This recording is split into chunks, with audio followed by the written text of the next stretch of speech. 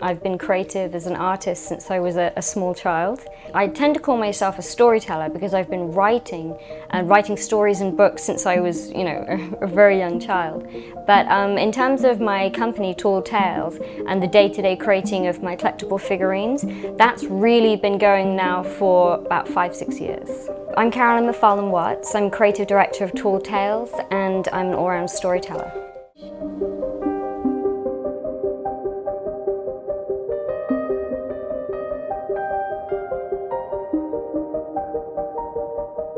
So I'm a full-time artist for Tall Tales. As the creative director for Tall Tales, I release characters all around the world for my IP, Good Witches, Bad Witches.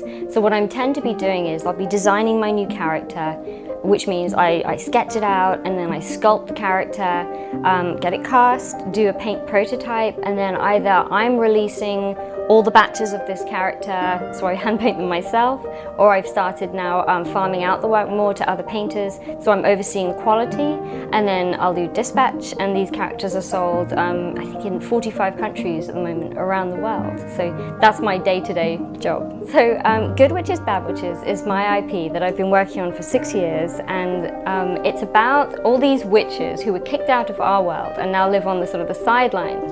And there are good witches and bad witches. They're two opposing magics. Each character has their own story, and it's loads of fun. And part of the reason I was really keen to write it was because there aren't enough middle-aged or older female characters out there, or just different female relationships like this. And when people talk about a witch to a lot of people is a buxom, sexy girl on a broom with a garter and stockings, or she's a hag. So I wanted to put out all these different witches to challenge those ideas and have all these different female characters and a world of different female characters. And it's really fun. They're funny, kooky characters that seem to resonate with people around the world. And my book series, which will be coming out, a bit delayed because of the pandemic, each book of this series is a different witch's story. So you learn about all the different witches, and I've written most of them, a lot of them, and illustrated them myself. And I just can't wait to share more of that with the world now that the world is opening back up and I can put my stuff out there. So I specialize really as a sculptor. I started out as a movie miniaturist, making intricate, tiny miniature models for film and TV for all sorts. And so I was a freelance miniaturist for a while. And then I took those skills and now I work just for myself as a sculptor. So before I started really scaling up as I am doing now, I used to do smaller runs of my characters, and that was all done by me. That's mostly what I'm known for. Most people who own my work, they've got something that's physically painted by me. So what I would do in that case was I would sculpt something with Super Sculpey, send it to my casting bloke, and he would send me back a perfect copy in resin, and then I would paint it, check I liked it, and then say, yeah, this is working out, let's have several more, and then I would do a run of 25 or 50 and sit and paint them all myself, which was interesting because it might be sort of 3 weeks of doing the exact same thing, all on my like painting every little piece, and yeah, kind of hellish. But again, because it's a project that I love and it was a means to an end, I was happy to do it. I grew up in Oxfordshire in England, so it's all English countryside agricultural villages, and I grew up in a 500-year-old house in a medieval village.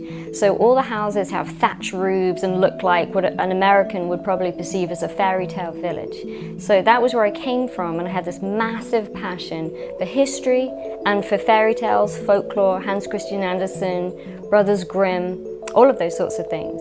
Those influences really led to what I do today. I mean, my passion is history and folklore. So I started writing stories even as a young child, and I actually built a cinema out of cardboard boxes and charged local villagers to come and watch my stories, and wrote a book that made it into the local newspaper when I was 6 years old. And then I went to university and did screenwriting for my degree. And so the writing part's always been there. Came to LA and signed up for, I went to UCLA again for more screenwriting. And so that's why I developed my IP, Good Witches, Bad Witches. That's what I love to do, is to write and tell stories.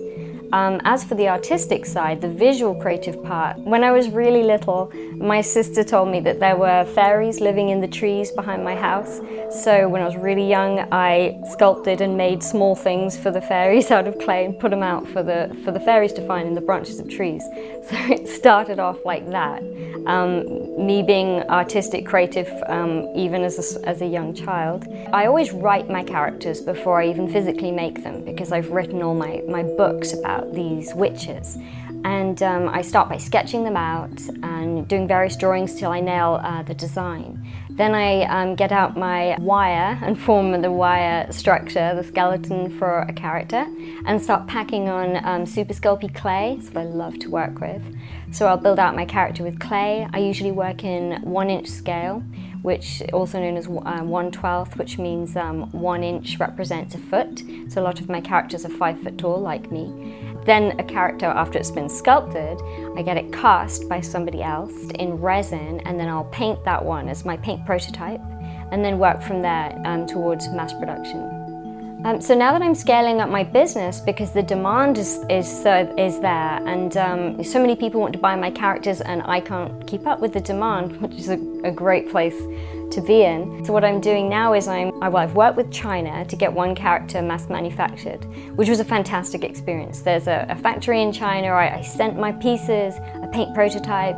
They matched the paint job beautifully and sent back all these beautiful boxes of this character, and I designed the packaging, and that whole experience was really fun, but it really took a long time. It was about a year, beginning and end, to do that. But I'm also mass producing other characters domestically in America, or I'm working with junior painters and other casters, and able to produce more characters and keep up with demand.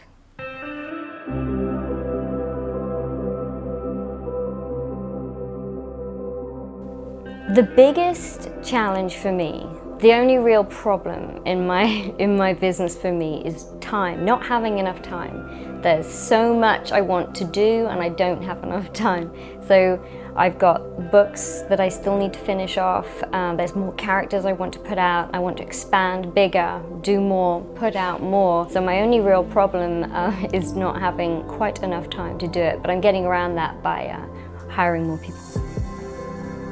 So with the pandemic, that posed a problem because I was all geared up to work with China to do another big release, a big mass production of a beautiful character that everyone was looking forward to, and I was looking forward to offering. That was a shame because it meant so many things like that got postponed. So in that time when I wasn't able to issue characters I'd promised people, what I ended up doing was, during the pandemic, was becoming even more creative and busy myself, creating more and more characters myself and issuing lots and lots of smaller runs. And it was actually, the pandemic was a really good time for me in a way, a really good creative time. I got a lot done. I used to do so much more freelance work as a miniaturist, and I'd be hired to make a miniature model for someone else's project, a figurine, a character, all those sorts of things. And whilst those jobs were good for me and fun, for me, my favorite project is my own project. It's my own Good Witches, Bad Witches. I love creating for it. I have no restrictions, and it's a passion, so I'm never bored of it. I'm always filled with ideas and enthusiasm for it, and the energy never runs out for it because it's mine.